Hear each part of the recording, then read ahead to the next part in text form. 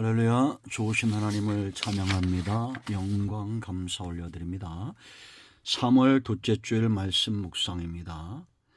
이사야 62장 6절부터 12절 말씀 묵상합니다. 기도합니다.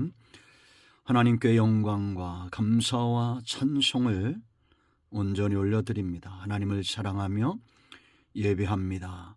주의 보혈을 의지합니다. 우리의 모든 죄와 허물을 사하시고 참으로 우리 중심으로 하나님을 예배하며 찬송하게 하옵소서. 하나님을 사랑하게 하시고 오늘 하루도 주 은혜 가운데 응답받고 회복되며 즐거워하는 귀한 시간 되기를 원합니다. 주의 이름을 의지하여 간구하오니 이 땅에 하나님의 은혜와 위로와 무엇보다도 먼저 믿은 성도들을 통해서 하나님의 뜻을 분명히 세워주시기를 원합니다. 주님 오실 날이 멀지 않은 이러한 때 우리가 깨어 근신하고 우리에게 맡겨진 귀한 사명 잘 감당할 수 있도록 고을마다 성읍마다 하나님께서 세우신 종들이 파수꾼적 사명을 잘 감당하기를 원합니다. 오늘도 함께 하실 하나님을 찬송합니다. 종을 낮추시고 겸손하게 하시고 오직 말씀의 도구만 되게 하옵소서. 예수님의 이름으로 사모하며 기도합니다. 아멘. 자, 6절, 7절만 보고요. 나머지는 설교 중에 묵상합니다. 6절입니다. 예루살렘에 내가 성벽 위에 파수꾼을 세우고 그들로 주야로 계속 잠잠하지 않게 하였느니라. 너희 여호와로 기억하시게 하는 자들아, 너희는 쉬지 말며 또 여호와께서 예루살렘을 세워 세상에서 찬송을 받게 하시기까지 그로 쉬지 못하시게 하라. 아멘. 오늘도 이 말씀은 우리에게 위로가 되고 응답이 됨을 확신합니다. 여러분, 기도 누가 합니까? 기도가 굉장히 중요한 것 다 알죠? 그러나 여러분, 기도는 누가 할까요? 정말 여러분들 하나님 앞에서 하나님이 기뻐하시는 모습으로 기도의 사명, 우리는 기도를 사명처럼 여겨야 됩니다. 실제로 그랬던 우리의 신앙의 선조들이 있죠. 기도 누가 할까요? 누가 밤낮 부르짖어 기도할까요? 문제가 있는 사람들이요? 그럴 수 있습니다. 그러나 그러한 기도는 문제가 해결되면 또 기도가 중단되겠죠. 여러분, 기도는 그 소중함을 아는 사람들이 기도하게 되어 있습니다. 오늘 말씀을 보면 기도의 중요성을 파수꾼과 같다 이렇게 말씀하고 있습니다. 6절 보세요. 예루살렘에 내가 너의 성벽 위에 파수꾼을 세웠다라고 말합니다. 이 사람들을 하나님이 기억하신다는 거예요. 기도하는 사람들, 고을마다 마을마다 나라와 민족을 위하여 기도하는 기도의 파수꾼들이 있습니다. 가정에서 또 교회에서 골방에서 은밀한 곳에서. 여러분, 파수꾼들 군대 갔다 오신 분들은 초병을 알 겁니다. 휴전선 가면 초병이 있어요. 저도 견학을 간 적이 있습니다. 저는 청와대에서 근무를 했는데 입대하고 얼마 되지 않아서 전방이죠. 흔히 전방 그 휴전선을 한번 다녀온 적이 있어요. 며칠간 근무를 같이 서봤습니다. 제 기억으로는 한 2km 정도, 3km, 2, 3km 정도 이렇게 초소가 떨어져 있던 것 같아요. 그것을 이렇게 옮겨 다니면서 걸어갑니다. 굉장히 중요하죠. 우리나라가 여러분 정말 중요한 것은 이 군사력 아닙니까? 하나님께서 이 나라를 지금까지 지켜주시고 은혜 주신 가운데 이 나라가 이렇게 강력한 국방력을 가지게 되어 있습니다. 신앙도 마찬가지입니다. 기도의 초병들이 있어요. 그러면 그 성읍 안에 있는 사람들은 누구 덕을 보는 겁니까? 바로 기도하는 사람들의 덕을 보는 겁니다. 사탄은 누구를 제일 먼저 공격하겠습니까? 전쟁이라면 제일 먼저 공격받는 곳이 바로 초병들입니다. 그때 그들의 사명은 이 위험을 알리는 거죠. 기도의 사람들이 부르짖어 하나님께 기도할 때 하나님께서 그들의 소리를 기억하시고 그들을 기억하시고 응답하신다는 겁니다. 예루살렘 성읍을 보호하실 뿐 아니라 찬송받기까지 하나님이 쉬지 않고 일하시겠다는 거예요. 그러니까 여러분, 각성하고 깨닫고 잘 분별하셔야 됩니다. 나는 기도의 초병처럼 일하고 있는가? 내가 그렇게 못한다면 그렇게 기도하는 초병처럼 기도의 사명을 감당하는 사람들을 향해서 우리는 어떤 마음을 가져야 됩니까? 어릴 때 위문 편지 많이 써보셨죠? 수고하시는 그런 군인들을 향해서 우리가 감사의 마음을 전했던 기억들이 있습니다. 교회도 마찬가지입니다. 내가 기도하지 못하면 오늘 내가 살고 오늘 내가 하나님의 은혜를 누릴 때는 축복의 통로를 감당하는 기도의 통로가 있다는 겁니다. 그러므로 그들을 귀하게 여기십시오. 권사님 기도 때문에, 집사님 기도 때문에, 장로님 기도 때문에, 목사님 기도 때문에 내가 삽니다 하고 감사를 표현하세요. 밥이라도 한번 사세요. 그런데 사탄은 그들을 공격합니다. 그런데 내가, 여러분, 믿는 자가 여러분 간첩입니까? 사탄을 이롭게 하는 빨갱이에요? 간첩이에요? 아니잖아요. 그런데 사단을 좋게 하는 일에 쓰임받으면 안 됩니다. 나라도 마찬가지예요. 우리가 남북으로 분단되어 있죠. 간첩은 있습니다. 그런데 간첩이 아닌데도 이북을 좋게 하는 사람들이 있어요. 그 잘못된 것입니다. 그러므로 여러분, 초병이 건강하게 깨어 있어야 나라가 안정됩니다. 지금 우리 눈에 보이지 않지만 24시간 레이더가 가동되고 있어요. 온 나라를 지키고 있습니다. 미사일이, 군인들이, 전차가 이 나라를 지키고 있어요. 마찬가지로 새벽마다 부르짖는 기도의 사람들이 우리를 위하고 있습니다. 여러분, 일어나 우리가 간구하고 감사하고 기도하고, 예레미야 3장 19절 말씀 보면 초저녁에 일어나 기도하라고 말합니다. 부르짖으라고 말해요. 깨어 기도하는 사람들을 귀하게 여기시길 축원드립니다. 자, 그렇다면 이제 여러분, 기도의 사람들은 어떤 태도로 기도해야 됩니까? 그들은 부르심의 소명이 있어요. 소명이 중요한 이유입니다. 파수꾼들, 하나님이 그렇게 부르셨어요. 이들로 인해서 어떤 복을 누리느냐? 내가 얼마나 소중한 것인 걸 알아야겠죠? 8절로 12절 말씀을 보면 백성들이 하나님으로 인하여 찬송하게 될 것이다. 8절 보세요. 오직 추수한 자가 그것을 먹고 나 여호와를 찬송할 것이. 추수한 것 다 빼앗긴다고 생각해 보세요. 전쟁이 일어나서. 그럼 어떻게 되겠어요? 이 나라는 서울 한복판에 미사일이 2발만 떨어져도 우리나라는 경제력이 확 떨어질 겁니다. 초병이 중요하죠. 영적으로도 마찬가지입니다. 11절 말씀 보세요. 여호와께서 땅까지 선포하시되 너희는 딸 시온에게 이르라. 보라, 네 구원이 이르렀느니라. 보라, 상급이 그에게 있고 보응이 그 앞에 있느니라. 할렐루야. 예수 그리스도를 통한 구원과 하나님의 상급과 보상이 임한다는 겁니다. 이렇게 되므로 성문으로 나가서 마치 전쟁에서 10절이에요. 전쟁에서 돌아와 승리를 노래하는 것처럼 그렇게 복된 인생, 승리의 인생을 살게 될 것이라는 겁니다. 12절 보세요. 사람들이 너를 일컬어 거룩한 백성이라 여호와께서 구속한 자라 하겠고 또 너를 일컬어 찾음받은 자요 버림받지 않은 성읍이라 하리라. 할렐루야. 초병들이 깨어있을 때 이런 영이 잘됨같이 범사가 잘되는 하나님께 이제는 더 이상 버림받은 자가 아니라 찾음받은 그런 백성 될 것입니다. 그러므로 이제 파수꾼적 사명을 감당하는 기도의 사람들은 오늘 세 가지를 기억해야 됩니다. 가장 중요한 첫 번째는 뭐냐?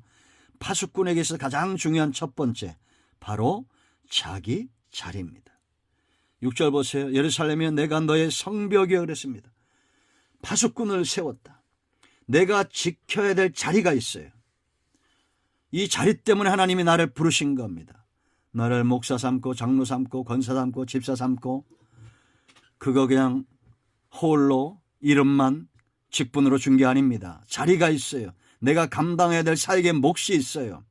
대통령의 자리가 있고 국무총리의 자리가 있고 정당 대표의 자리가 있고 국회의원의 자리가 있고 그 자리에서 어긋날 때 사람들 어떡합니까? 불만을 갖죠? 탄핵을 하고 그렇게 하지 않습니까? 정말 탄핵받아야 될 사람들은 자기 자리를 외면하고 기도하지 않는 사람들입니다. 하나님이 저와 여러분을 왜 부르셨을까요? 왜 태어나게 하셨을까요? 왜 예수님 믿게 하고 그리스도의 보혈의 공로로 우리를 구원하셨을까요? 내가 있어야 될 자리가 있다는 겁니다. 그것은 바로 성벽이 하나님과 백성을 위하는 그 자리. 제사장의 자리는 하나님과 백성 사이라고 말했죠. 그 자리가 곧 나의 자리입니다. 이 근무 자리예요. 소명이 중요한 이유입니다. 그리고 이 자리에 틈이 생겨봐요.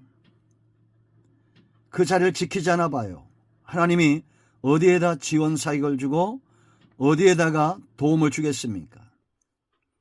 여러분, 우리가 하나님의 복을 사모하고 하나님의 능력을 사모합니다. 자리를 지키십시오. 자기 자리를 외면하고 다른 것을 바라본다면 그것이 바로 욕심입니다.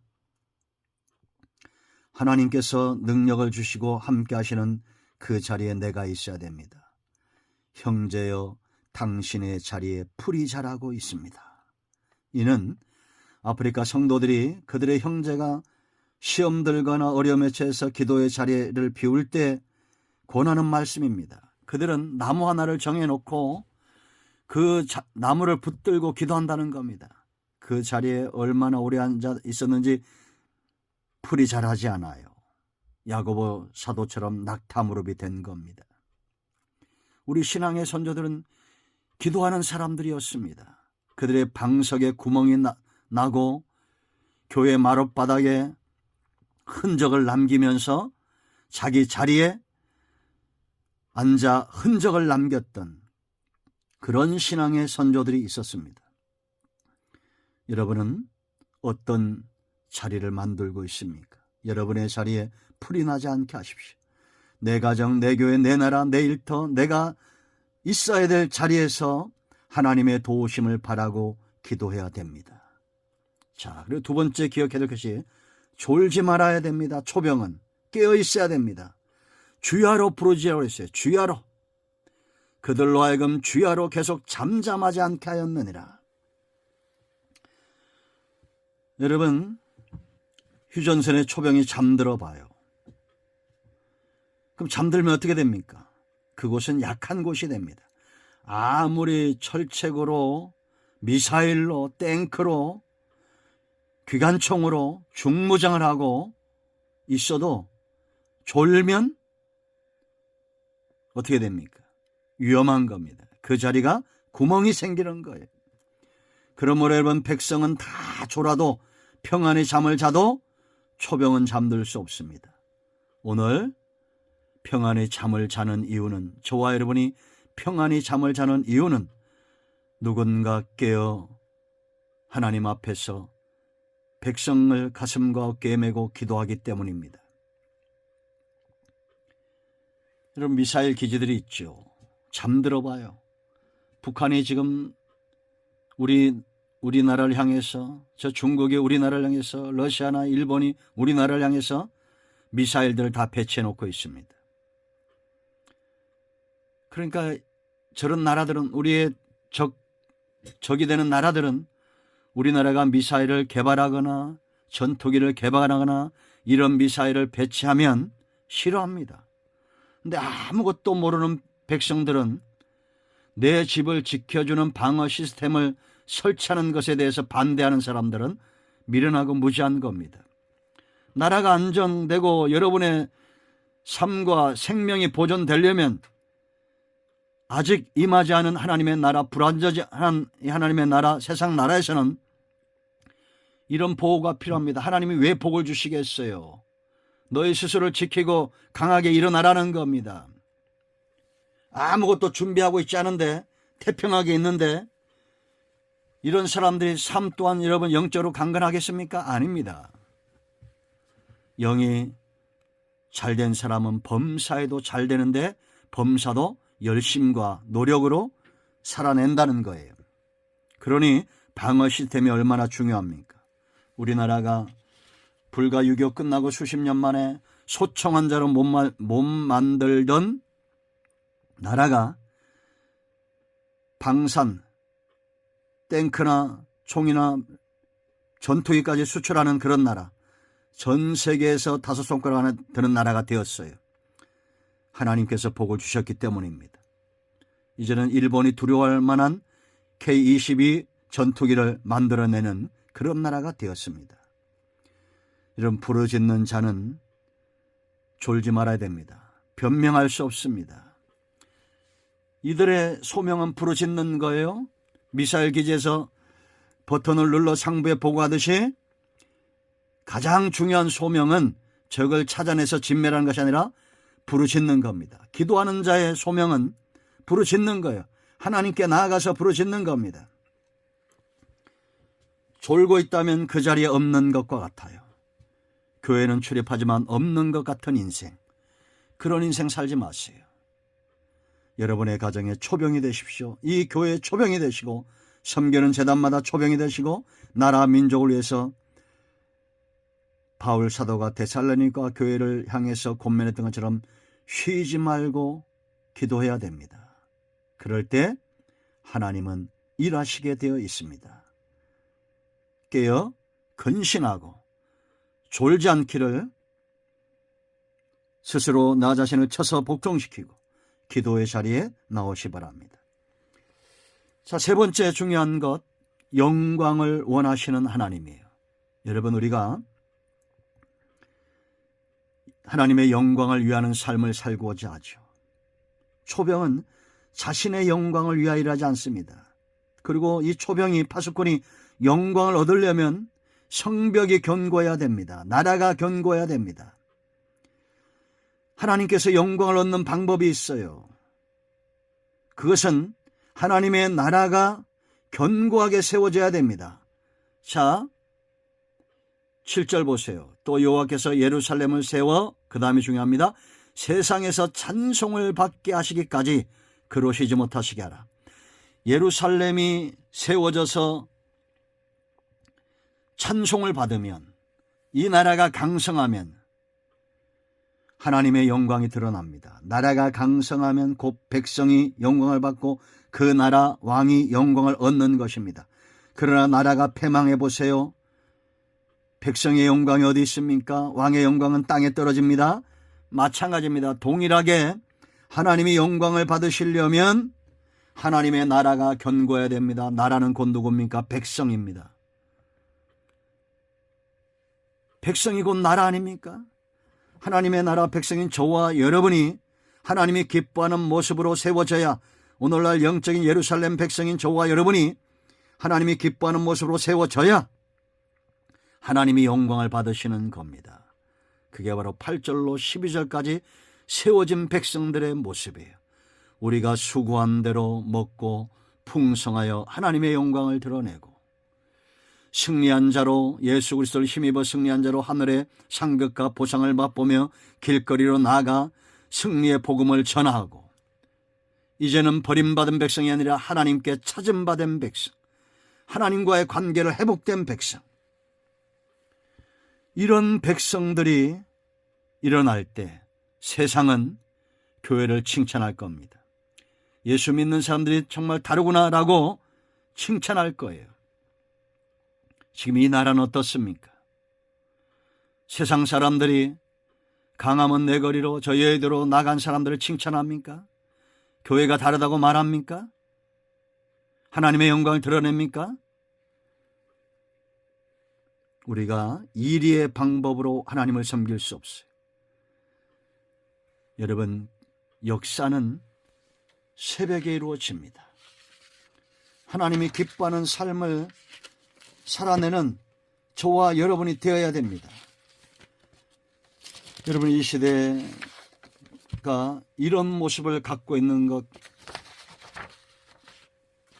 있고 이렇게 나가는 것이 너무 안타깝습니다. 제가 말씀을 읽어드립니다. 유다서 1장 17절 보면, 사랑하는 자들아, 너희는 우리 주 예수 그리스도의 사도들이 미리 한 말을 기억하라. 미리 말을 했다는 겁니다. 그들이 너에게 말하기를, 마지막 때에, 오늘날 저와 여러분이 살고 있는 때죠, 자기의 경건하지 않은 정욕대로 행하며 조롱하는 자들이 있으리라 하였나니, 이 사람들은 자기의 정욕대로 행하는 사람들이에요. 또 조롱하는 자들이에요. 이 사람들은 분열을 일으키는 자며 육에 속한 자며 성령이 없는 자니라.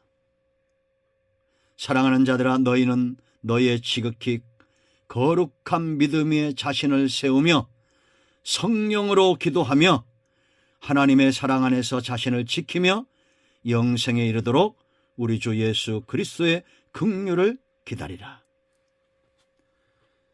정강원 일당들에게 성령이 있다고 하는 사람들은 갈 거예요. 그러나 그들은 돈을 원하는 사람들 아닙니까? 정욕적인 사람들 아니에요? 조롱하는 자들 아니에요? 분열을 일으키는 자들 아닙니까? 이럴 때 우리가 깨닫고 성경이 말하는 대로 성령 안에서 하나님의 구원을, 하나님의 긍휼을 기다릴 줄 알아야 돼요. 기도는 새벽부터 이루어져야 됩니다. 하나님의 역사는 절대 저들과 같지 않습니다. 하나님이 원하신 삶 가운데 껴있는 저와 여러분이 되어야 됩니다. 예레미야 애가 아까도 말씀드렸죠. 2장 19절 말씀, 초저녁에 일어나 부르짖을지어다. 네 마음을 주의 얼굴 앞에 물쏟듯 할지어다. 각 길 어귀에서 주려 기진한 네 어린 자녀들의 생명을 위하여 주를 향하여 손을 들지어다 하였도다. 이런 부모이면 이 기진한 어린 생명들 얼마나 귀합니까? 그 자녀들 위해서 기도해야 될 거 아닙니까? 3장 25절 보세요. 기다리는 자들에게나 구하는 영혼들에게 여호와는 선하시도다. 사람이 여호와의 구원을 바라고 잠잠히 기다림이 좋도다. 시끄러운 거 너무 좋아하지 마세요. 강포한 거 너무 좋아하지 마세요. 왜 골방에 들어가 은밀한 중에 계신 하나님께 잠잠히 기다리며 기도하지를 못합니까? 하나님의 때는 반드시 오게 되어 있습니다. 여러분, 예레미야 33장을 보면 32장 42절로 44절에 회복을 이야기합니다. 이 회복이 오기 위해서 하나님께서 이 시대의 파수꾼인 예레미야에게 어떤 말을 합니까? 너는 내게 부르짖으라고 말합니다. 이를 행하는 여호와, 그것을 만들며 성취하는 여호와, 그의 이름을 여호와라는 이가 이같이 이르시도다. 너는 내게 부르짖으라. 내가 네게 응답하겠고 네가 알지 못하는 크고 은밀한 일을 네게 보이리라. 할렐루야. 하나님의 때는 반드시 오게 되어 있습니다. 그러므로 여러분, 우리는 에레미야처럼 그 홀로 하나님 앞에 시대들 감옥에서 홀로 하나님을 대면했던 것처럼, 빌립보 감옥에서 바울과 실라가 그 감옥에서 하나님 앞에 부르짖었던 것처럼 우리는 기도해야 됩니다. 그럴 때 하나님의 약속의 해가 우리 가운데 떨어지고 하나님의 은혜가 우리 가운데 응답으로 올 것입니다. 분명히 이사야를 통한 약속입니다. 60장 21절, 네 백성이 다 의롭게 되어 영원히 땅을 차지하리니 그들은 내가 심은 가지요 내가 손으로 만든 것으로서 나의 영광을 나타낼 것인즉 그 작은 자가 1000명을 이루겠고 그 약한 자가 강국을 이룰 것이라. 때가 되면 나 여호와가 속히 이루리라. 아멘. 저와 여러분이 비록 작지만 천명을 이루고 강국을 이룰 때 하나님께서 영광을 이루실 것입니다. 속히 나타내실 거예요. 그 방법은 의롭게 되는 것입니다. 강포한 것이 아니에요. 하나님의 영광을 위하여 내 자리, 내가 속한 하나님께 부름받은 성읍에서 쉬지 않고 부르짖는 우리 모두가 되기를 축원드립니다. 기도합니다. 예수님의 이름을 의지하기도 합니다. 이 말씀대로 되게 하여 주시옵소서. 우리 가운데 마음이 상한 자, 병든 자 치유하시고 회복시켜 주시기를 원합니다.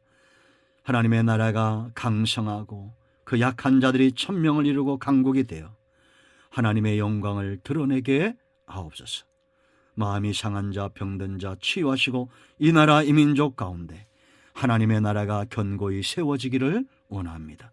예수님의 이름으로 사모하며 축복하며 치유하며 기도합니다. 아멘. 이제는 우리 주 예수의 크신 은혜와 하나님 아버지의 큰 사랑과 성령의 이로통 충만 치유 회복하심의 역사가 영상을 통해서 예배하는 모든 하나님의 나라 백성들 위해 이제로부터 영원토록 함께 있을지어다. 아멘. 할렐루야. 응답이 오늘도 우리 가운데 임하였습니다. 아멘.